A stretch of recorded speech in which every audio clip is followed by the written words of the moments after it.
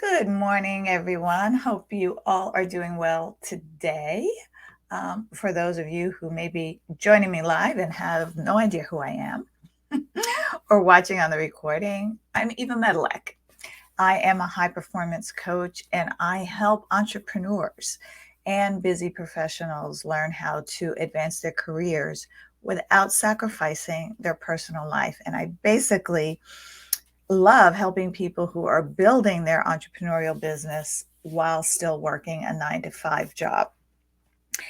And, I started thinking in the past couple of days about apologies and forgiveness. I'm reading Gary Chapman's book that he co authored with someone. He's the author of The 5 Love Languages.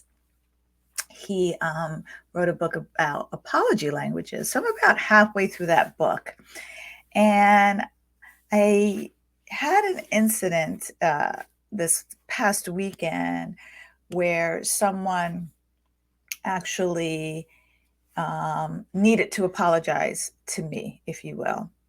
Hi, everybody who's joining. Junius, Diana, Ina, or Ina, probably Ina. Hope I'm saying that right. So thank you for joining live. I appreciate you. And please just hop on and say where you're from. That is awesome. I love having this international reach. But anyway, something happened where someone needed to apologize to me. And I felt the apology.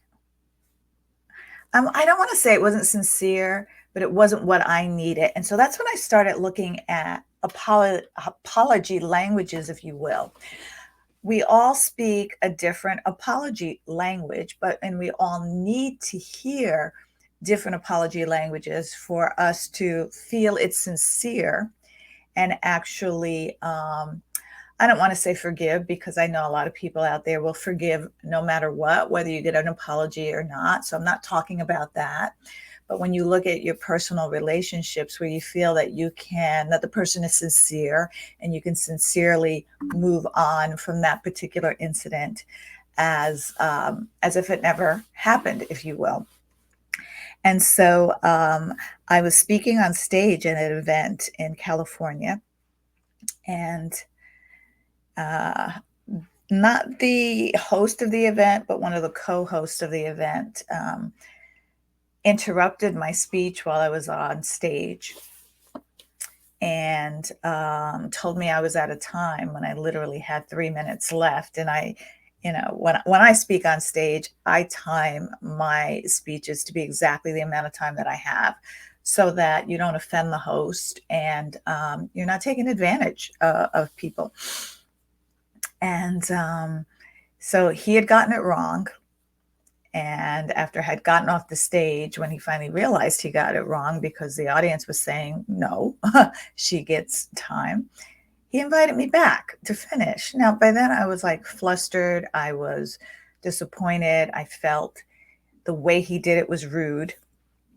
And I did not want anything more to come of it. And he came to me after and offered to coach me for 90 days.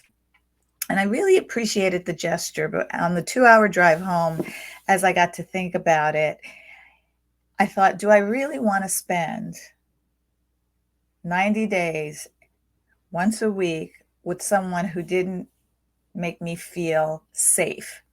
There was an element of privilege and superiority, and I didn't feel safe and taken care of at an event that I paid to participate in. And the reason why I'm sharing this with you is because he has consequently texted me, and I shared what I felt about that. And the language he was using in his text was like, I feel bad about this. And this is what I want to do so that I could feel better about it. And I heard that apology more as someone who wanted to feel absolved, if you will, someone who felt bad and wanted to feel better. And this is what he needed to do to feel better. What I needed to hear, and I'm just talking about me, was, yes, I feel bad that I caused you discomfort and pain. What can I do to make you feel better? Now you see the different nuances in that apology.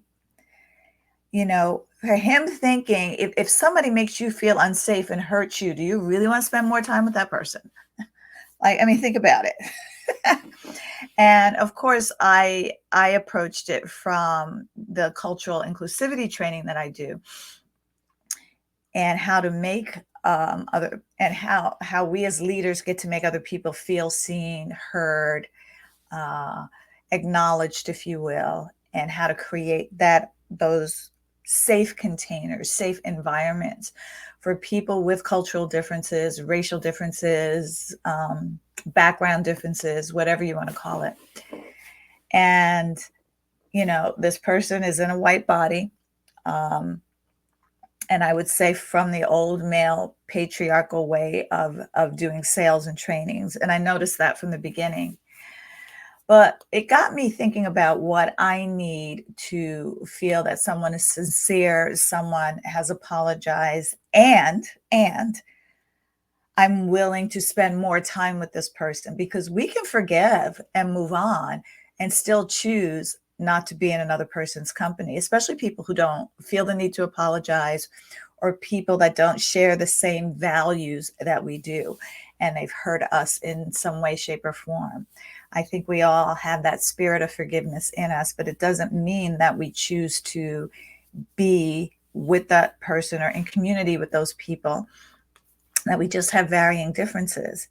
And I still haven't responded to his last text because I honestly needed to think about it, to meditate on it, to see how I would handle this, because part of me and my nature is I never want anybody to feel bad.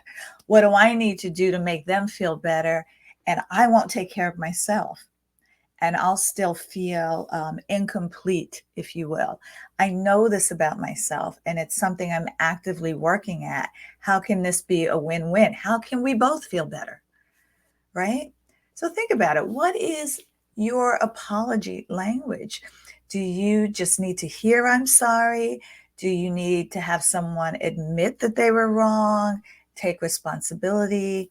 What questions do they need to ask you so that you feel um, complete in that apology and able to move on from the incident and feel that both parties were taken care of, and that you feel satisfied as you were the wounded party in this altercation?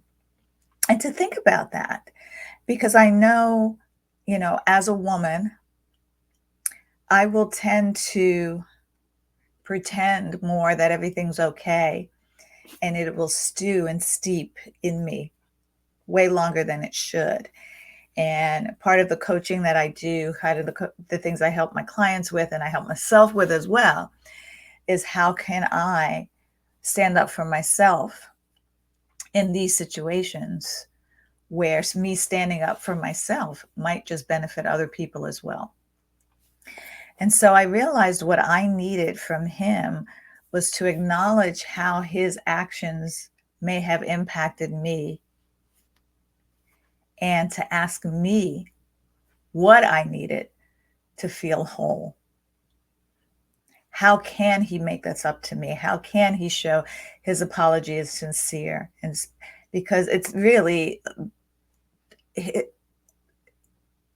way he showed up for that 2-day training, I wouldn't have purchased from him anyway. So now it's like forcing me to be in that container. So let me just take a minute to say hi to everyone who's joining from Nigeria, South Africa. A couple of people from Nigeria. Hi. Oh, Kenya, so cool. Jordan. Let's see. Kenya again, Nepal.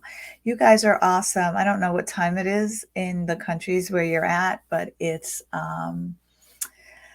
almost 10 o'clock in the morning here where I am in California. So I really appreciate you guys hopping on and being a part of this. And what I would encourage everybody is to think about, it's not being selfish, but think about what you need in an apology for you to feel whole, complete, and really able to move on from the offending incident, if you will. And then flip that around when you have caused either intentional or unintentional harm to someone and you need to offer that apology. How can you show up in a way to make sure that person feels whole and complete and move on from that incident? So as I finish the rest of that book, The Five Apology Languages, I will definitely be reviewing it, sharing my take, some of the takeaways, so that we can show up better for ourselves and for the people in our lives and our family, and know that, you know, we can help people move on from pain and hurt, especially pain and hurt that we've caused. And it just helps us heal, the people we care about heal, maybe even people we don't care about, but we have wronged or offended or in any way, shape, or form heal. And we can be instrumental in not adding to any stress or discomfort on other human beings in our lives. So thank you for listening. 6:44 p.m. in Nigeria. Not too bad, not too bad. Hope you have just around dinner time. Anyway, guys, thanks for showing up. And I would love to, have you comment in the comment section what your takeaways were from this. Like when you think about apologies and forgiveness, what comes up for you, and maybe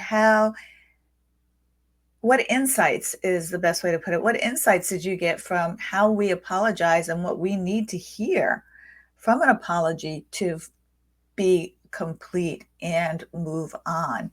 And if you're not already following me on Instagram, if you're on Instagram, please follow me there at Eva Medilek, Executive Coach.